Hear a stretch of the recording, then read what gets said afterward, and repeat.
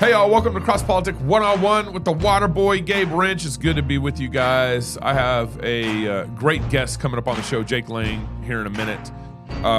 What would you do if you were arrested and went to jail for 4 years? It's actually 4 years and 6 days with no trial. What would you do? Well,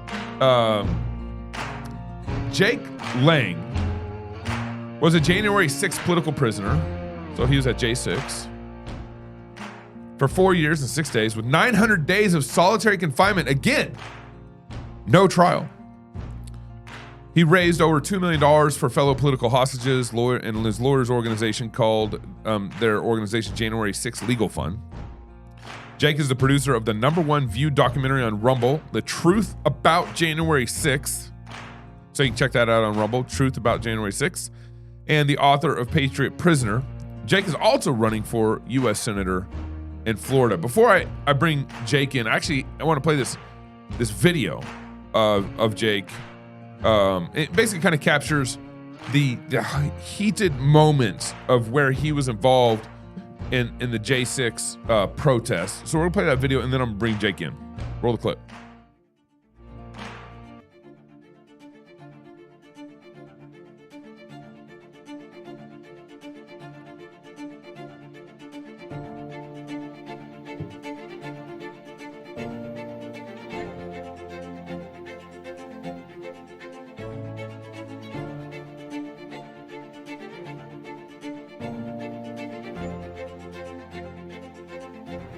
They knew that people were getting crushed because while we're at the bottom of this pile, we're yelling as loud as we can, we're dying, help, help.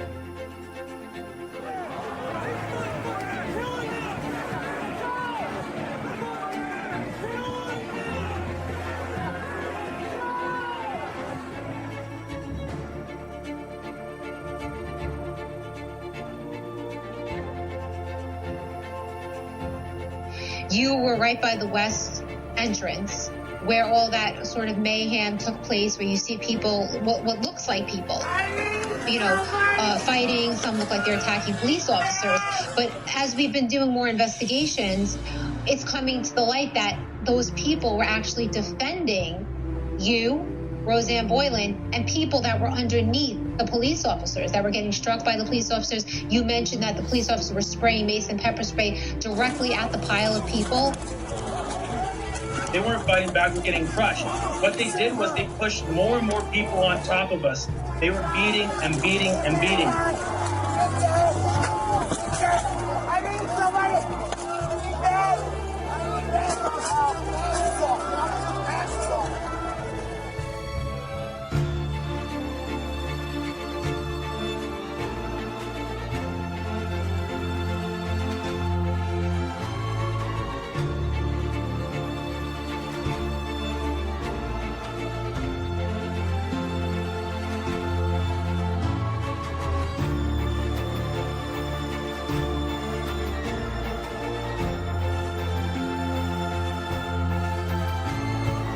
It was like something you'd see out of a movie, like in a war scene.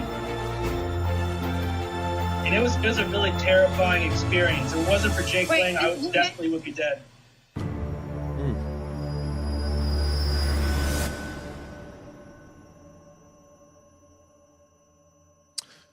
I'd like to welcome Jake Lang to the show. Jake, thank you for coming on Cross Politic 101, man.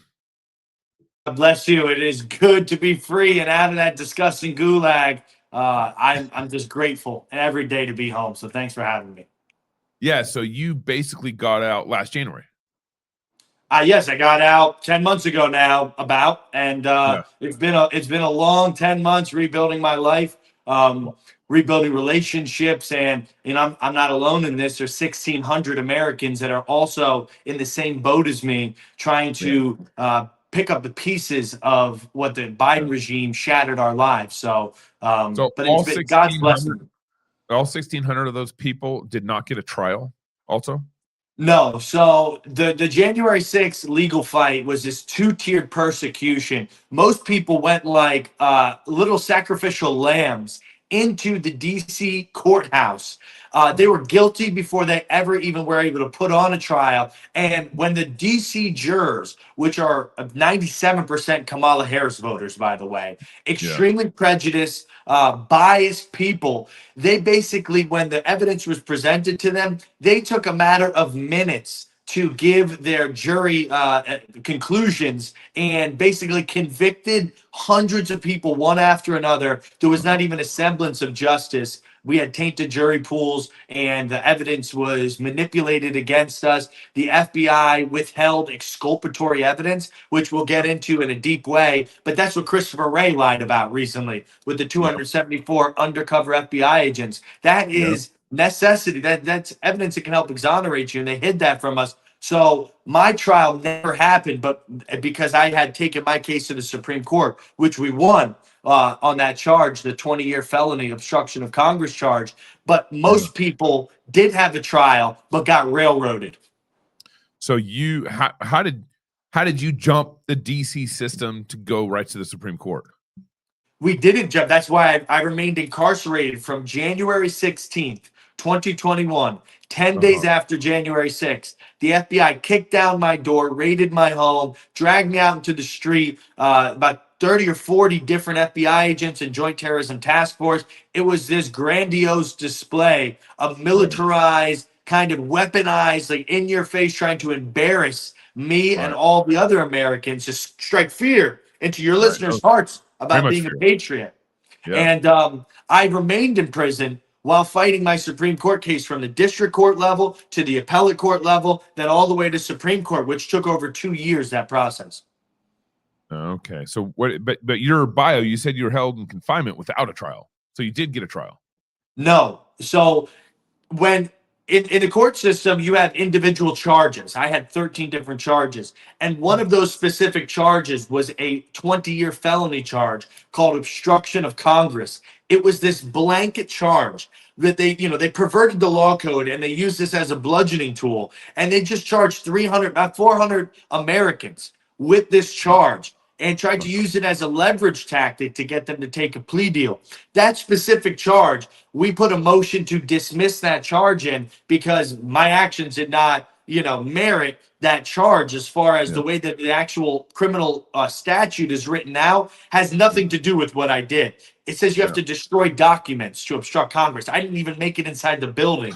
So my federal district court judge actually tossed out that charge. Then the prosecutors appealed his ruling to the appellate court. The appellate court overruled his judgment, and then we had appealed the appellate court to the Supreme Court. And the Supreme Court gave the final decision and said all of these charges, all 400 January 6ers that were charged with this, need to disappear. And President Donald J. Trump was also charged with that criminal statute by special counsel Jack Smith. So this was a huge, massive win that my team did in history, because honestly, they were going to try to lock up President Trump for 20 years for this felony, contrived charge as well. Right. So let's back up here, man. So I guess one question there. Basically, you're making a distinction between, you didn't have a civil trial, criminal trial. You didn't have a criminal trial, but we had proceedings. We had I appealed for bond 3 times. I never got bond. I have no criminal record. These other criminals, they get put out on the street the next day after doing heinous crimes. I appealed for bond 3 times. I tried to dismiss multiple charges. So we had all these intermediary proceedings before my actual trial. Yeah, I see. Okay. And so let's back up. Why did you decide to go to January 6th? Well, that's a great question, Gabe. I'm a patriot at heart. I'm a constitutional conservative. And I saw the Biden regime, this weaponized Democrat Marxist ideology that they have been using all that year during 2020 to destroy the city I lived in, New York City. They put us on militaristic, actual curfews for COVID lockdowns, right? It was like a police state. And so I saw the Biden presidency as like a never-ending police state that was about to hit America. And that really upset me. That upset another million Americans. And they stole the election on top of that. So you have these two major, uh, existential, spiritual threats to the makeup of who I am as a man. So I said, I cannot stay at home. I need to go protest. I need to go stand with my fellow patriots in this moment in history. And President Trump said, come to the Capitol peacefully and patriotically protest. So I came. And I came to protest. I came to have my redress of my grievance heard, my First Amendment right. And the history, we'll go into that day, but history shows, the January 6ers, we stood when, many others in our nation refused. They took the COVID jabs. They stayed at home submissively, supine to the stolen election. And that just did not sit well with me, my conviction in God. And so I went to the Capitol. Yeah. So let's now get to that. So, I mean, you've probably relived this story. I mean, I don't know how many times while you're in prison. And then now since he got out, I'm sure you've been interviewed multiple hundreds of times. So let's talk about the actual, when you got there, when did it start turning your section and things start getting physical and violent? But talk about before that, what was going on? Well, we left the Ellipse, which is by the Washington Monument, and we marched down Pennsylvania Avenue to the United States Congress.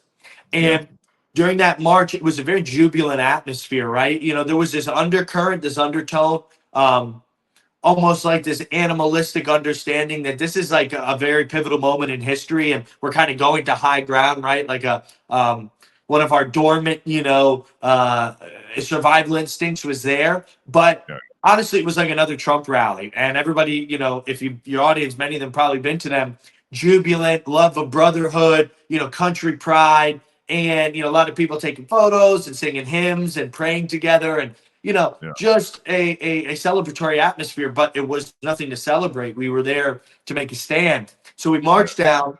We go to the Capitol building, and the layers of human beings are already hundreds of yards deep. So you can't really understand what's going on too deep in front of you. Yeah. And we're standing there. We start to smell like pepper spray in the air and stuff, and we're hearing concussion grenades go off. And I'm towards the middle back of the crowd, and I'm really wondering what's going on. So I go to get a better vantage point. I clamber up this scaffolding that had been temporarily set up there for the inauguration that was supposed to happen, which never did. They didn't even do the inauguration for Joe Biden, that tyrant. And so I clambered up there to get a better view. And what do I see? I see a semicircle of police behind barricades, and the protesters pushed up against the barricades. It was pretty much a static crowd at that point.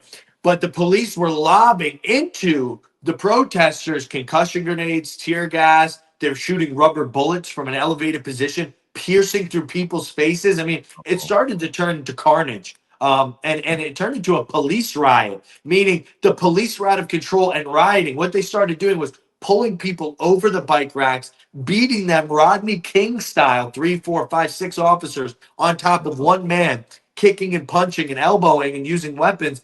And the crowd could only take so much. We had already been disenfranchised by our vote being stolen. We'd been locked in our homes like animals for the last year. And then you're going to bully us on the Capitol grounds. It just didn't work that way. The American spirit of 1776 ignited in the patriots' heart, and we pushed back against those thugs, Nancy Pelosi's stormtroopers, that ended up murdering 4 unarmed Americans. Died that day. None of them were armed. None of them were there to cause any harm. None of us were. So and they were murdered.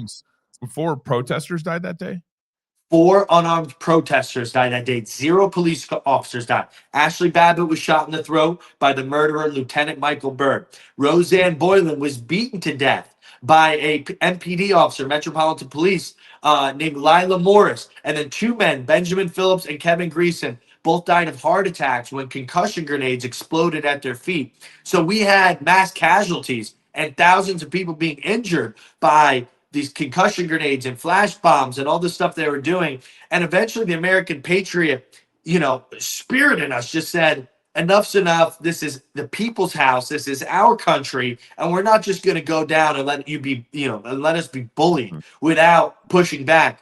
And so, history shows, in the most beautiful way, the most beautiful imagery, when the people, you get united like that, and we push back against Big Brother, tyranny, this oppressive regime, without a single shot fired, and we really didn't even injure anybody.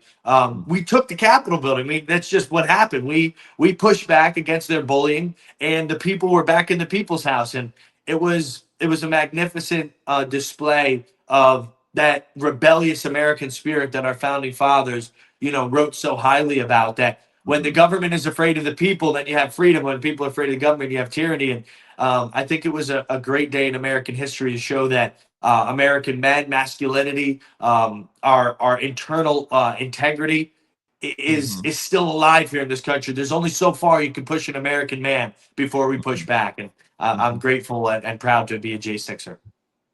And so how do you so the video that we just saw, so you're saying you're kind of in the middle of the crowd at first, and then you started hearing these concussion bombs go off, and then you started walking up, and so that when you started walking up, that's the video where the video comes into play, that kind of area, the barricade with the cops, soldiers, whatever behind it. Is that what you're referring to? Yes, exactly. So at that time, the police had receded into this tunnel in the Capitol. And the protesters, we said, we're going in the Capitol, we're coming in, this is a people's house. We want our lawmakers we want to be able to knock on the front door. As history, there's been hundreds of protests at the Capitol where people have been on the steps at the Capitol, surrounding the Capitol, all of that. It is, the people's right. They put these barricades, hundreds of yards away, thinking that, we wanted our lawmakers to hear us, to be able to listen to our redress of grievances. So anyway, we were going into the Capitol building, and we got entrapped in that tunnel. The police were an immovable force inside the tunnel, and there were thousands of people pushing from one side. And so at the very front line of that tunnel, was only about 8, people deep on each side, 8 police officers, 8 patriots. And we were clashing in there because the force of the people pushing in and the police officers, for some reason, everywhere else in the Capitol, the police officers had said, give way to the protesters. They were fist bumping people, letting them in, taking selfies. But for some reason, they decided to have like a Spartan medieval warfare with us in this tunnel. And people were dying. That is where Roseanne Boylan died in my arms. And the scene that you see, the cops. How did she die? Did she get? You said she got beat. Yes, so I'm going to describe the scene. The scene that you see right there with me with my hands in the air and pointing downward, that's outside the inaugural tunnel. That's a tunnel that the president usually walks through to be inaugurated on that big dais there.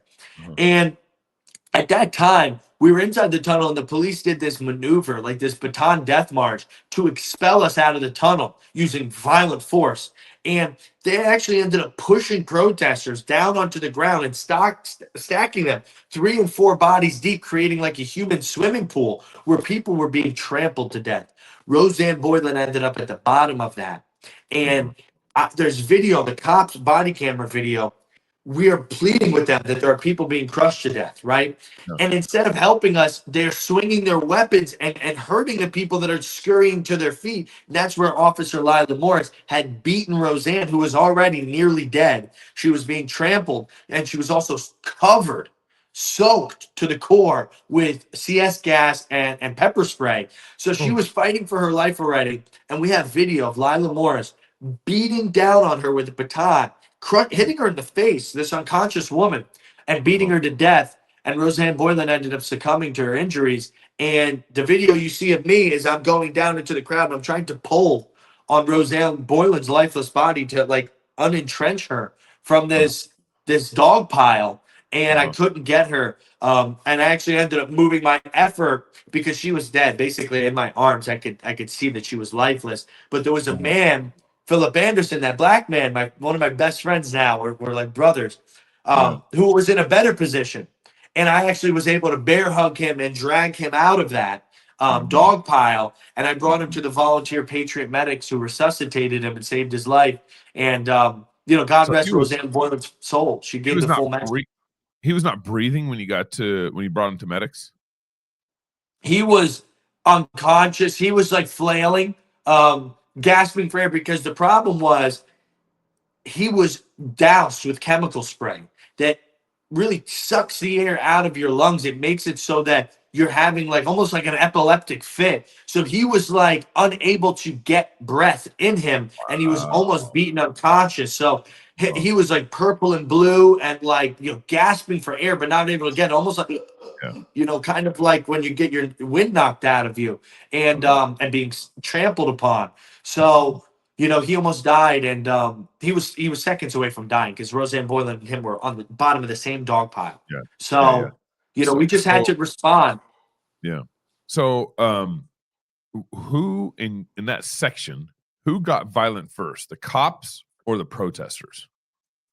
The police officer started the violence, half hour beforehand to that scene. Even when they started shooting us with rubber bullets, hitting us with batons over that bike rack. So everything you're seeing is in response.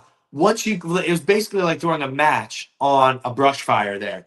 The police got violent first. They shot us with rubber bullets, concussion grenades, tear gas, beating us with batons. And everything after that you see is kind of like a mob mentality response, right? Once you start fighting back, there's no, it's like a bar fight. Who throws the first punch is culpable, right? So they shot us with the first act of aggression and did all those things I just said, and then we had responded, and basically that's what you're seeing there. Yeah.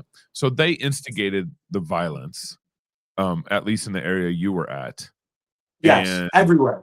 And now that now what you maybe did not know then, 275 FBI agents. What new information do you know about this whole situation? I believe that the optics of the situation and what they wanted, Nancy Pelosi and the Democrats, was to stir up a domestic extremist event, right?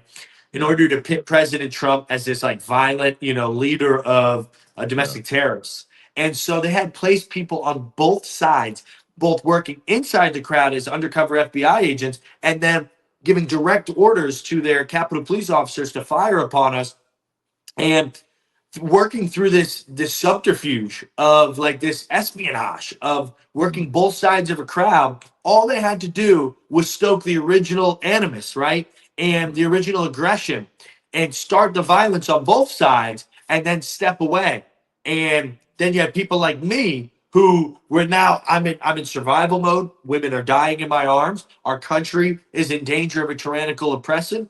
And so, then the regular patriots had basically taken up the front of continuing to defend and continuing to, protect our country. So that's what I believe happened, that they were both working both inside the Capitol Police and inside the crowd to instigate the original violent response and then slowly slink away. It's like dropping off a pallet of bricks, right? In a protest. And then you have your FBI agents throw the first 10 bricks. Then other humans through, mob mentality and through, that herd-like response will start to also things that they weren't willing to do without being stoked to do so will be willing to do those things. So that's how I believe the day went down. And that's what we're learning now from Kash Patel's new report and the new J6 subcommittee head up by Representative Loudermilk.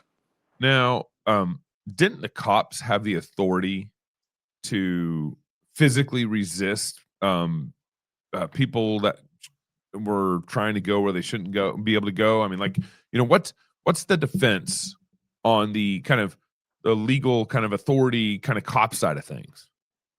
So if that makes sense. Yeah, well, the authority stops when the American people were unarmed, peaceful, static crowd, right? Waving flags, singing hymns, praying together, peaceful. And then you start to use crowd control techniques that we have had police. I have multiple police crowd control experts, people that train police how to respond to riots, how to respond to large masses of people, that had given professional reports, not in my trial, but in my sentence or bond applications. And also we hired these people through the legal fund to represent others in trial that gave a full breakdown of the use of force violations. They did not have the authority to use that use of force techniques that they were using because the crowd was not violent. And so once they breached their authority, right, then you get kind of like a situation that spirals out of control. And then you just start pointing fingers in every single little pocket of violence. Well, he did this, or he did that, and he did this.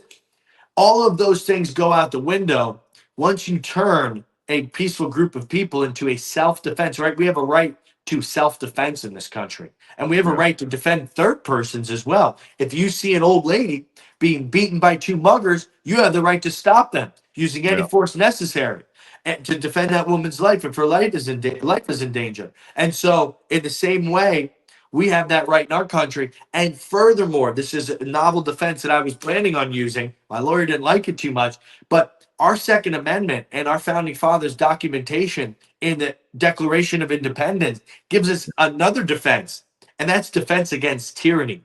And any government that does not abide by the will of the people, that is repugnant to their constitutional rights, we the people have the right and the authority from God to be able to reform that government and to be able to reconstitute it. So, you know, that's another defense that not many people talk about. But when you have violent Marxist oppressors coming to take over your country, and we saw the Biden regime do exactly that. They raided our homes. They tried to lock up President Trump, Steve Bannon, Peter Navarro. They were committing heinous acts of political persecution.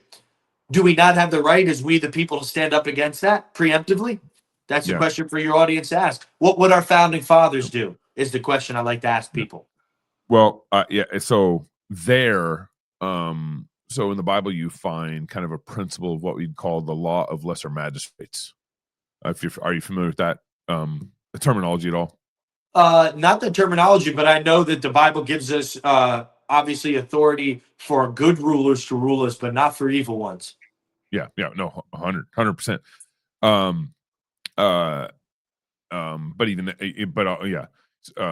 we don't need to talk about that right now. But the law of lesser magistrates is a principle that's found in scriptures where so basically, as you know, like our Constitution and our form of government is a very Christian form of government. In fact, the reason why we have this representative republic government is because there's actually Presbyterians that were so influential in the structure of our government in this country.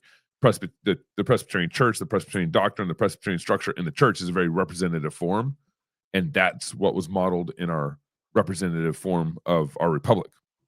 And so not just the documents, but the structure was very much Christian in our government, and not Anglican and not Roman Catholic. You'd get a different structure of government if you were Roman Catholic. You'd get a different structure of government. It's a very Protestant Presbyterian structure of government that we got.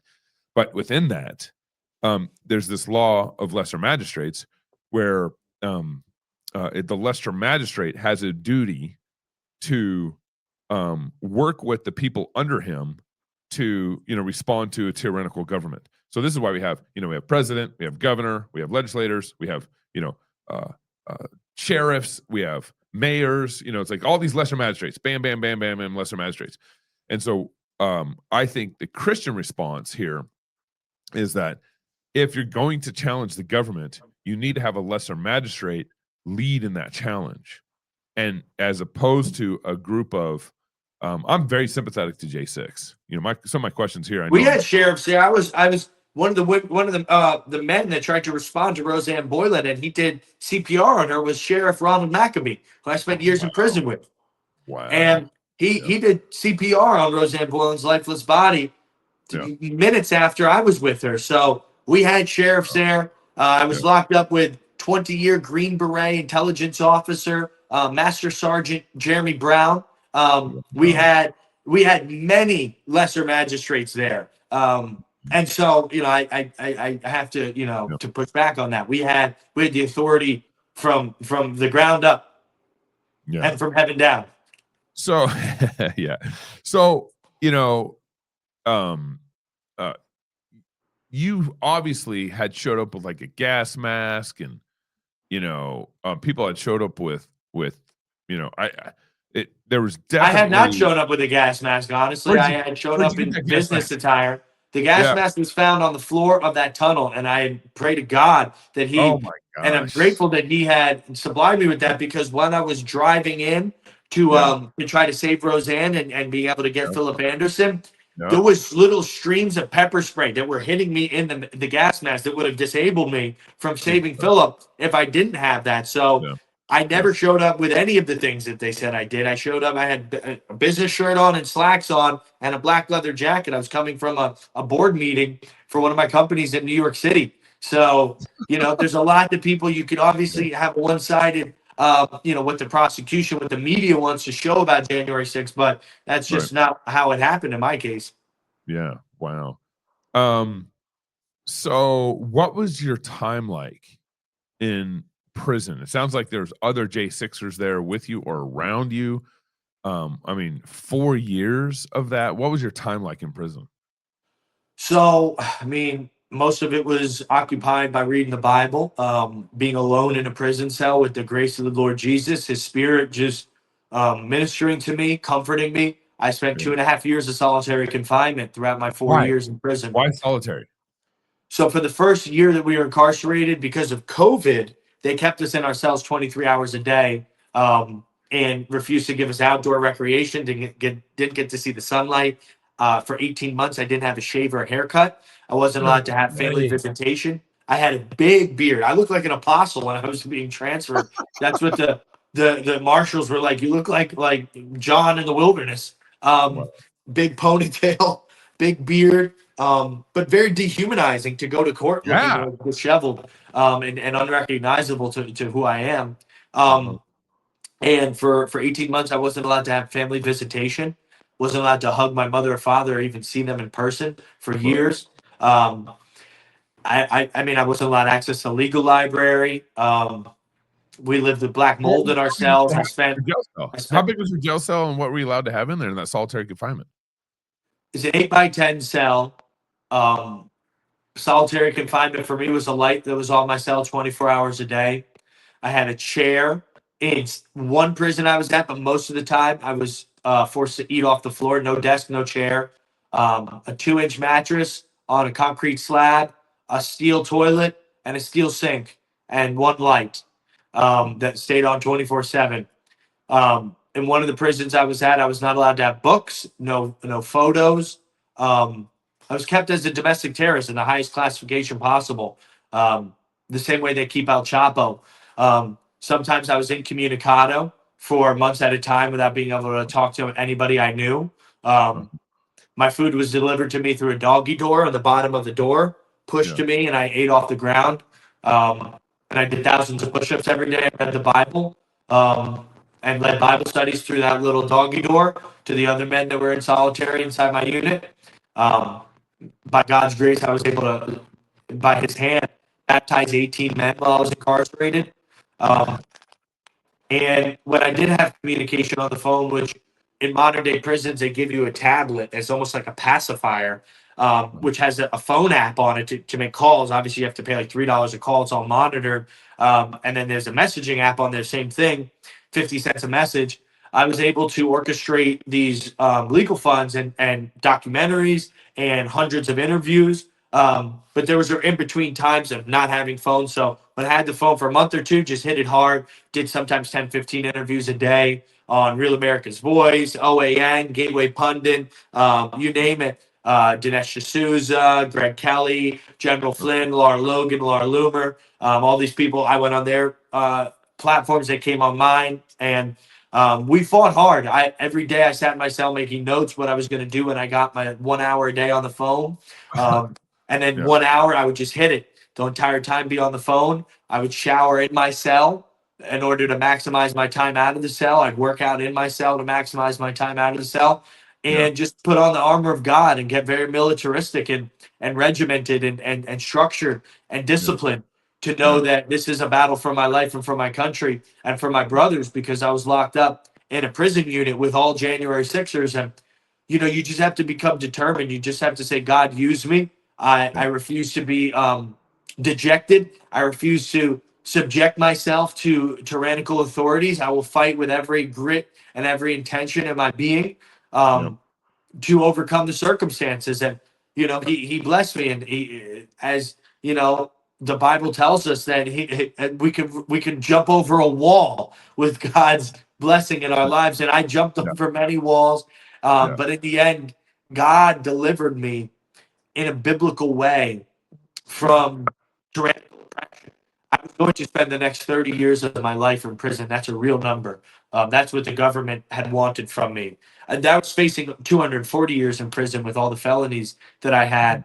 But realistically, when I was sentenced and found guilty, most certainly, I was going to spend 30 years in prison. So God literally saved me from a life sentence. And I'm a walking, breathing, living testimony of miracles of deliverance. It's my life. I am an epistle, a walking epistle. God's grace is here. He worked through me and through President Trump and through all you voters out there and all the letter writers and all the prayer warriors and all the donators. He worked through all of us, the body of Christ, and he literally walked me out like Yeah. a story in the book of Acts. So what was that like when Trump became president on November, I think it was 5th or 7th, I can't remember. And it got reported back to you in prison. Like, what was that feeling like? Well, first of all, the tension of the election cycle and him getting shot and everything. I was in the rooftop of Brooklyn Federal Prison, the most dangerous prison in America. At that point, I was moved from Washington, D.C. jail, the Gulag, to Brooklyn Federal Prison, there were dozens of people died while I was there, being stabbed to death in gang wars. And so he was shot, and I didn't even know for 3 days. Nobody even told me I was in solitary. And when they did tell me, they walked by my cell and said President Trump was just shot in the head, and then they walked away. And my life just crumbled in front of me. I mean, I'm like, Kamala Harris is going to be president, and I'm going to rot away here until I'm 60 years old. But then a couple hours later, when they gave me dinner, they're like, I was like, is he okay? And they're like, yeah, he's shot in the ear. He's going to survive. He's going to be fine. And so that release came, and then again on election night, with all the maneuverings that they did in 2020, the tension was so high. My fiance Rachel, my beautiful fiance Rachel, was on the phone with me all night. She's a J6er as well too. She was on probation during the time I was incarcerated, and not allowed to visit me because of her probation. Her judge was just such a petty tyrant. But we were on the phone praying, and she had a stronger faith than I did in this particular scenario. So much so, because she is like a diehard ride or die Trump supporter, and she's like, we call him Dad. She's like, Dad's got this, and I'm like, they're gonna steal it. I'm gonna rot away here, and and she's like, Jake, he's gonna win, and you're coming home. Always just filling me with that confidence, and he won, and then a couple months later, the unspeakable happened. JD Vance, the second most powerful man in the world, went on a CNN or a Fox interview and said, we're not pardoning the violent ones. And that was 600 of us out of 1,600. 600 of us had violent charges. And then again, my life crumbled, but Rachel stood firm and she said, JD Vance is not in charge. President Trump's in charge, and he is not going to leave you behind, Jake. And I'm like, no, what do you mean? This is JD Vance. This is the vice president. He says we're not going home. And at that time, a lot of people had said the same thing.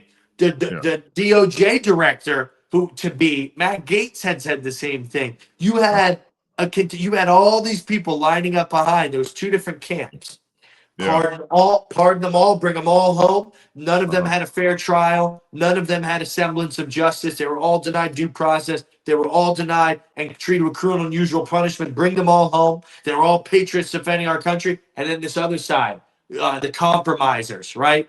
And so, we're doing this internal battle, fighting inside our own community, because some people were just saying, like, a pardon for us non-violent ones would be good enough. And we're like, no way.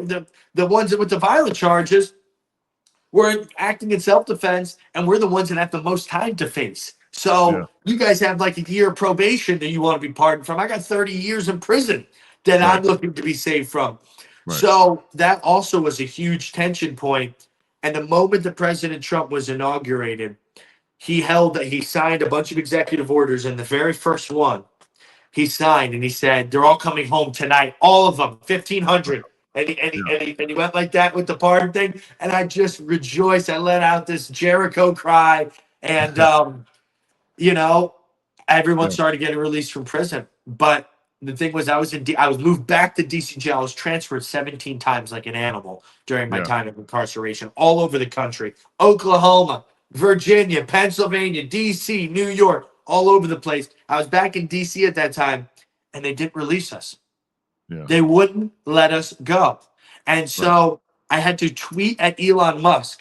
I called Rachel. I said, write this tweet out for my Twitter, tag Elon Musk, because he said he wanted to help this process. I said, Yeah. Elon, this was the next day, January 20th. President Donald Trump was inaugurated January 21st, 3 o'clock in the afternoon. I'm tweeting at Elon Musk. He tweets back at me, Jake, we're working on it. We're going to get you home. Don't worry. I'm on the phone with General Flynn. General Flynn's working on it. Actually, we're on a live stream. This was epic. This is history. We're on a live stream, and at that point, they just implemented on the tablets a little video feature, but it blurs out everything else. All you can see is this little circle of your face. So I'm on live stream videoing General Flynn.